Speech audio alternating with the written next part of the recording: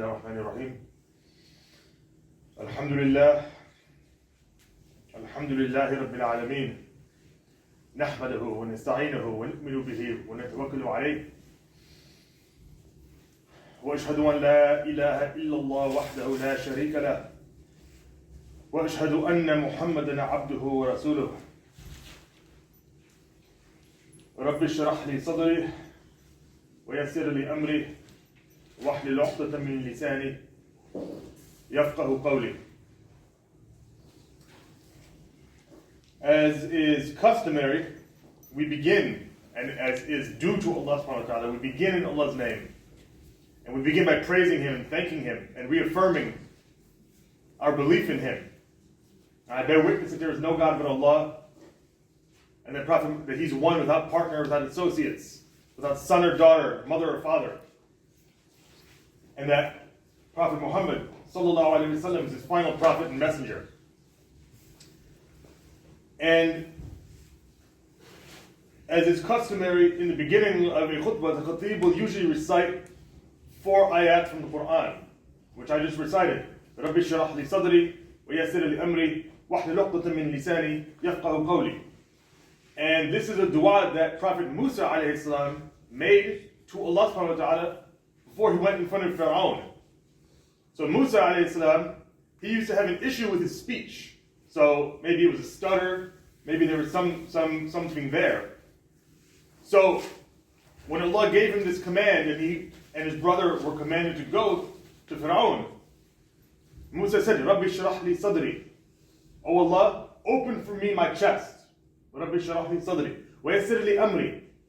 And make easy my command. Make easy this burden that you've given to me. This order that you've commanded me with. وَاحْلُلْ عُقْدَةً مِّن لِسَانِي. And remove the aqd, which is a knot. Remove the knot, min lisani, from my tongue. يَفْقَهُ قَوْلِي. And have them understand my words. So we hear this many times in khutbahs, but there's a story to it. And the point is that you always have to turn back to Allah subhanahu wa ta'ala. Regardless of the situation you're in, always, always, always, and I'll say it again, always, turn back to Allah subhanahu wa ta'ala as your first response. We do the asbab, which is we do the means, right? We do our preparation. We take the steps we need to take. We live in this world, so we do what we have to do. But your heart and your mind should always go back directly to Allah subhanahu wa ta'ala and understand that any result, any cure, any good grade, any wedding proposal that you want to be accepted, any house that you want to purchase, anything that you want to endeavor in, any business you want to start, all of those come after the permission of Allah subhanahu wa ta'ala. So we have been commanded, turn everything to Allah subhanahu wa ta'ala, and that gives you a sense of certainty. And that gives you a sense of sakina in your heart, which is completeness or peace in your heart. So that's the first thing. Any issue you have, any problem you have, big or little, always take it to Allah subhanahu wa ta'ala first. And this story that I just said is an example of that. Even a prophet, one of the greatest of prophets and one of the greatest messengers, Sayyidina Musa alayhi salam, did that same thing. So the actual topic I want to talk about in this khutbah is the concept of how you start isn't how you always end. And how you end up may not have been how you started. You might have started this semester with excellent grades, and then as time went by, they started tanking. Or you might have started the semester with bad grades, and as time progressed, you got yourself out of that rut. That's just an example. This isn't about school. This isn't about work. This isn't about life. This is about life. This is not about school or anything in particular or anything mundane. This is about life. How things start isn't always how they end. And how they end isn't how they necessarily may have started. So, Ramadan is just a few days away. Literally next week. A few days away. And it's the ideal opportunity to get your life on track. to get everything on track. Doesn't matter where you started. Doesn't matter where you are right now. Doesn't matter what you've done. Doesn't matter what you've not done. This is an opportunity Allah subhanahu wa ta'ala is presenting to us. It comes every year, and who knows? Maybe I won't be alive in another 6 days, in another 7 days, to meet Ramadan. Maybe you might not be alive in another 5, 6, 7 days to meet Ramadan. So see the opportunity for what it is. And ask Allah subhanahu wa ta'ala that you can take advantage of it, because it is a massive opportunity. And in this khutbah, I'm not going to talk about the virtues and the benefits and the good deeds and the things we're supposed to do during Ramadan. We mostly know all of those. Or you've heard khutbahs about those, or you can pull them up online. Very easy to do. But what I want to talk about in this khutbah, again, is this concept that the way things start isn't how they end. And Ramadan is coming.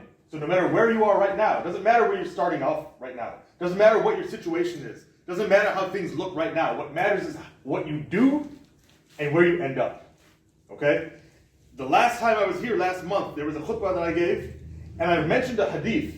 And this hadith confused me every time I read it. I didn't understand it. It didn't register. I couldn't understand what the hadith was saying. So I mentioned it last month. I'm going to mention it again in this khutbah. And this hadith is recorded in Bukhari and Muslim. And the Prophet ﷺ says, by Allah, other than whom there is no God, there's no deity, verily, one of you performs the actions of the people of paradise until there is nothing between him and it but an arm's length of distance. Like you almost are about to fall into Jumm'ah. You're so close, you do all the actions of the people of paradise, you literally are about to fall into Jumm'ah. That's how close you are. And the Prophet continues saying, except that which has been written for him overtakes him, and he acts with the actions of the people of hellfire, and he enters it. And verily, one of you people does the actions of the people of hellfire until you're this far away from the hellfire, as if you're about to fall into it.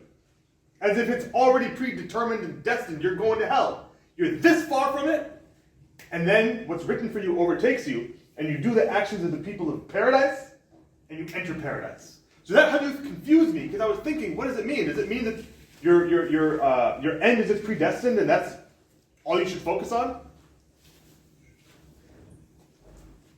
But the answer is no. The answer is what the Prophet ﷺ said. It's your actions. It's what you do. So you could be Abu Taqwa. You could be the most religious guy in the world and slip up at the end because of your actions. Don't worry about the destiny. You're not judged for your destiny.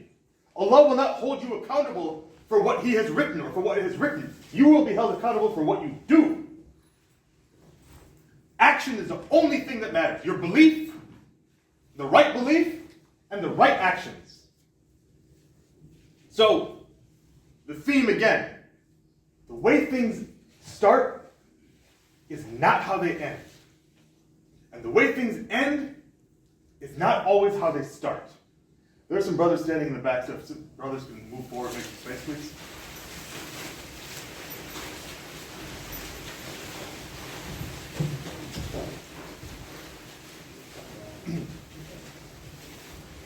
Now I'm going to tell a story. And this story tells that exact example of how things start is not how they end. And it's a story of a Sahabi named Ikrimah ibn Abi Jahl. And from his name you can tell who his father was. Ikrimah ibn Abi Jahl. Ikrimah, the son of Abu Jahl. And we know how fierce, how ferocious, how vehement, how ugly of a tyrant against Islam he was. The father, Abu Jahl. And this guy, the story that I'm saying, is of Ikrimah, his son. Okay. But the story I'm telling could very easily be anyone in modern day. It could very easily be me and you. It could be very easily anyone you see on the street. But for impact, we're going to tell the story of Ikrimah ibn Abi Jahl and how it relates to that hadith. But that hadith relates to every single one of us today.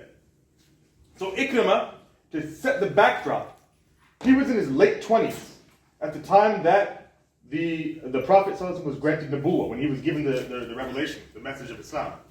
So Ikrimah was in his late 20s, and we know how his father and some of the uncles, we know how Abu Jahl, we know how Walid bin Mughira, we know how Abu Lahab, we know how Umayyah bin Khalaf, some of these chieftains of the Quraysh responded to the da'wah of the Prophet ﷺ, responded to the message of Islam. But we also know is how some of the same nobles, or even some of the sons of the same nobles, ended up becoming Muslim. So, Sa'd ibn Abi Waqqas, he's one who ended up becoming Muslim. He was a son from a good lineage of the Quraysh, became Muslim. Mus'ab ibn Umair, he became Muslim at an early age. He was a playboy of Makkah. But Abu Jahl, because of his hatred for Islam, he imbibed that into his son. And his son hated Islam. So there was Abu Jahl, there was Walid bin Mughira. Walid bin Mughira's son was who? Khalid bin Walid. Okay? So anyways, Ikrimah ibn Jahl had this hatred for Islam that was fostered by his father, just like Khalid bin Walid did. That was fostered by his father, Walid bin Mughira. Okay? Again, the way things start isn't how they end. And the way they end is not how they start. So let's continue with the story. So, of course, Abu Jahl hated Islam, so his son hated Islam. Battle of Badr comes. Before the Battle of Badr, Abu Jahl makes a pledge. He swears by the two gods, Allat and Al-Uzza, and he sacrifices some camels, 3 camels, to the gods, and says, with this sacrifice, he wanted the help of these gods to defeat the Muslims. And we knew what happened at the Battle of Badr. Actually, Abu Jahl was one of the first ones to lose his life in the Battle of Badr. And his son, Ikrimah, saw his father get killed by the Muslims. And he heard his father scream right before he died. And what do you think that does to a son? What do you think that does to someone who already hates Islam? If he was on level 200, he was on level 900 of hatred toward Islam after seeing that. And it doesn't stop there. So Abu Jahl, again, he passed away. He was a leader of the Quraysh. His son now takes the mantle. He's like, I'm going to avenge my father. Now I hate Islam and Prophet Muhammad even more. I'm going to carry this grudge, and I'm going to pick up the mantle and continue where my father couldn't continue. My father couldn't end this message. Now I'm going to. Ferocious. And to make things worse, he couldn't even take his father's body back after the Battle of Badr to Mecca. He had to leave it there on the battlefield. Insult to injury for him. Now, the Battle of Uhud comes. Battle of Uhud, the second major battle of the Muslims. Fire in his belly. He wants revenge. He wants retribution. He wants to destroy the Muslims. He wants to kill Prophet Muhammad sallallahu alaihi wasallam. In my last khutbah, we talked about some of the blunders that happened in Uhud. We're not going to talk about those right now. But what happened when the archers left their post at the mountain, the Quraysh army was led, the right flank was led by Khalid bin Walid. The left flank was led by who? Ikrimah. So they were able to encircle the Muslims because the archers left their post and lay a crushing blow to the Muslims. So Ikrimah was emboldened. And we know what happened. The Prophet ﷺ got injured in the Battle of Uhud. We know Hamza, radiallahu anhu, his uncle, his beloved uncle, was martyred. We know Musab was martyred. But it doesn't stop there. Ikrimah hated Islam. So at the Battle of the Ditch, Ghazwat al-Khandaq, when the Muslims dug the ditch, we knew the Quraysh came with all their allies to lay siege on Medina. They couldn't get in. They couldn't break through Mecca. They couldn't break through the ditch. They couldn't jump over. Ikrimah was ferocious. The man was a gangster. He wasn't afraid. He came up with a plan to jump the ditch because they were running out of supplies. It was a long siege. It was hard for them to maintain. Aggressive in his mindset. He got some warriors. He said, we're going to jump this ditch. I found a spot where it's kind of narrow. We'll see what we can do. We're going to break into Medina. We're going to kill those Muslims. We're going to kill the Prophet. Ferocious mindset. So, he rallied up some guys with him. They were able to jump the ditch. Some of them fell in, and they were killed by the Muslims. The Muslim spears, or the Muslim swords, or the Muslim bows and arrows took them out. Ikrimah was able to get across, but he had to retreat. He couldn't go because his guys had fallen behind him. But again, I'm going to come back to that part. That ferocious mentality. We're going to come back to that. Remember that. There was a narrow gap. He wasn't scared. He was ferocious. Now, Fast forward years later, when the Prophet ﷺ and the Sahaba come back and liberate Mecca, Fatah Mecca, the conquest or the liberation of Mecca, the opening of Mecca, we know that the Prophet ﷺ granted amnesty.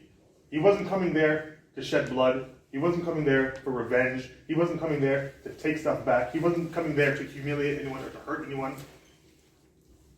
He came there peacefully, and he gave the order and the command to be peaceful when you entered the city. 10,000 troops from Medina, 10,000 Muslims came. But the Prophet ﷺ said, we're not coming to shed blood. You enter the city in peace. Ikrimah, ferocious. He wanted to get back at the Muslims even still. So the Prophet ﷺ said, it's general amnesty to everyone when we enter Mecca. But Ikrimah and a few others, you kill them, even if you see them hiding under the cloth of the Kaaba. No amnesty for these guys. Because they're aggressive and they're hostile to the deen of Islam. And they're leaders. People will follow them. No amnesty. He is a smart guy. He's the son of a nobleman. He gets out. He escapes. He's a little bit arrogant at that time, so he escapes. He runs. All right.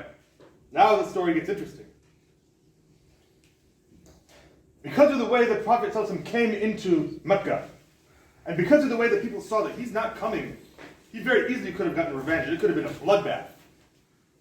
But because they saw how he and the Muslims came, that this wasn't about settling grudges and personal vendettas. This is about making the word of Allah subhanahu wa ta'ala supreme. Some of the staunchest enemies of Islam lined up to give the shahada to the Prophet ﷺ. They started becoming Muslim. There were a group of about 10 women, and of these women, 2 of them were Hind, which was Abu Sufyan's wife, and we know what Hind did in Uhud. She was mutilating the Muslim bodies, mutilating the Muslim martyrs on the battlefield. We know she sliced open Hamza radiallahu anhu's body and was eating his liver. She came to give shahada to the Prophet ﷺ, and Ikrimah's wife. Ikrimah ibn Abi Jahl's wife came, and she said, look, I bear witness that there is no God but Allah, but I ask you to grant Ikrimah amnesty. He fled the city, I'll go get him. But can you please grant him amnesty and forgiveness? And the Prophet wasn't coming for bloodshed. He's coming to make the word of Allah subhanahu wa ta'ala supreme. He said, he's secure. He's granted amnesty. He comes back, no problem. So she immediately goes to set out with a slave of hers. She has this Greek slave. So they go to track and find out where Ikrimah went and go chase him down. In that process, the Greek slave tries to seduce her or tries to, do something inappropriate with her. So she stumbles upon a group of like an Arab tribe or some people out in the desert, and she tells them, and they tie that guy up, and they say, no problem, you keep on your journey to go find your husband. We'll keep him here so you're safe. So she keeps on going, and she finally saw him on the coast of the Red Sea. And Ikrimah was actually getting ready to get in a boat to get out of the Arabian Peninsula. And the man who had the boat said, yeah, I'll transport you, but I want you to be pure and sincere. So Ikrimah says, okay, how can I be pure? What do you mean? And the man, the guy with the boat says, I want you to bear witness that there's no God but Allah, and Muhammad is his messenger. So Ikrimah said, I left this very thing. This is exactly what I was running from, and now I'm finding it with you. And this is when his wife caught up to him at that time, right before he got on that boat, before he was able to escape the Arabian Peninsula, to go to maybe Africa or somewhere, on the other side of the Red Sea. And his wife leveled with him and said, look, I'm Muslim, and I've spoken to the Prophet ﷺ, and you're secure. Just come back. So he said, okay. So he came back with his wife. He goes back to that Greek slave who was bound up, and he kills him for what he tried to do, for trying to rape his wife. Okay? And he keeps going. So after that, they camp up for the night as they're going back to the Prophet ﷺ, and he tries to sleep with his wife. And she stops him. She's like, whoa. You're a mushrik, and I'm a Muslim. We're not doing that. And that changed something in his heart, because even though she came to save him, she still had her boundaries and her principles. So that affected him, that changed something in him. So then they finally go to the Prophet ﷺ, and Ikrimah takes his shahada in front of the Prophet ﷺ. And he bears witnesses that there's no God but Allah, and that the Prophet Muhammad ﷺ is his messenger, his final messenger. And he goes saying, he said, by Allah, you only called me to what is true, and have only commanded to what is good. You lived among us for the start of your mission, and you were the most trustworthy of us in speech, and the most righteous of us all. He said, I bear witness that there is no God but Allah, and that Muhammad is his servant and messenger. And he said, I call on Allah and those present here to witness that I'm a Muslim, and I'm a mujahid, and I'm a muhajir, meaning I will fight for Allah and for Islam, and I will migrate for Allah and for Islam. And then he said, Oh Allah, oh Prophet, I ask Allah to forgive me. I ask Allah subhanahu wa ta'ala to forgive me.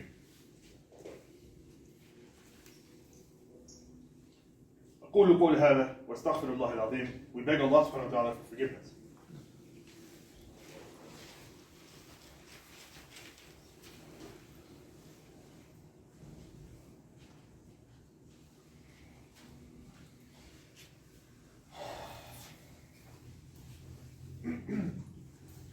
الحمد لله رب العالمين والصلاة والسلام على رسوله الكريم سيدنا محمد صلى الله عليه وسلم.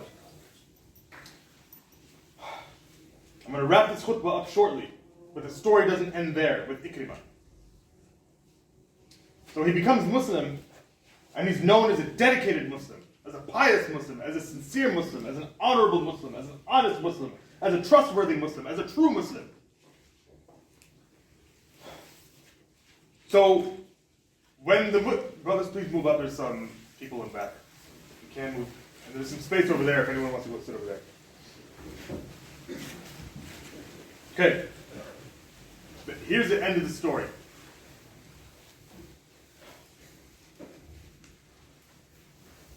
At the Battle of Yarmouk, when the Muslims were fighting the Byzantines, or the Romans at the time, it was a tough battle. Khalid ibn Walid, if we remember him, his buddy from Mecca, his buddy who at the time was non-Muslim during the Battle of Uhud, who flanked the Muslims at Uhud, Khalid bin Walid, son of Walid bin Mughira, nobleman, ended up becoming Muslim. So in the Battle of Yarmouk, when they're fighting the Romans, the Byzantines, the Muslims were led by General Khalid bin Walid. And Ikrimah ibn Abi Jahl was in the army at that time as a Muslim. This is after the Prophet ﷺ passed away. This is years after the Prophet ﷺ passed. It was a hard battle. It was a tough battle. The Romans had tough defenses. Remember what I told you about that story? When Ikrimah saw the ditch, and there was a narrow space in the ditch years ago at the Battle of the Trench, or Ghazwat al-Khandaq, and he jumped through it, or jumped over it. Well, Ikrimah had that same vision. He told the general, he told Khalid, his friend, look, there's a weakness here in the defenses. I think we can punch through it. And Khalid said, no, you're too valuable. You can't do it. We can't lose you because you're a leader. And people look up to you and people follow you. If we lose you and if you fall, it's going to be a big problem. But Ikrimah said, look, I spent my life fighting the Prophet ﷺ at Badr, at Uhud, at Khandaq. Give me this opportunity to make up for all of that. You got to fight with the Prophet ﷺ. You're the sword of Allah. You're safe Allah. Give me that opportunity. So Khalid relented. He said, okay, I'll let you do it. And we know what happened. You can probably predict what happened. He had a group of Muslims, I think it was 400. They punched through that hole, the weakness in the Roman defenses, in the Byzantine defenses. That made a way for the rest of the Muslim army to come in and end the war. He and two other Sahaba that were with him were mortally wounded, laying on the ground. I mean, you may have heard this story. I heard the story as a kid, but I didn't know who it was. I didn't know the backstory. They came to give water to Ikrimah. He's like, no, give it to my guy here. He said, no, give it to my other guy here. By the time the water got to him, he had passed away. He was martyred. Allah took his soul. They gave the water back to the second person. Allah had taken his soul. It came back to Ikrimah. Allah had taken his soul. The way things start is not how they always end. And the way things end isn't how they started. all that matters is your belief and what you do. And Ramadan is the time to check yourself on that. Do I believe right?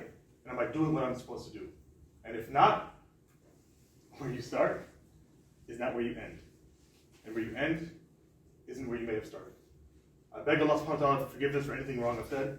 أقول قولي هذا وأستغفر الله العظيم. إن الله وملائكته يصلون على النبي يا أيها الذين آمنوا صلوا عليه وسلموا تسليما.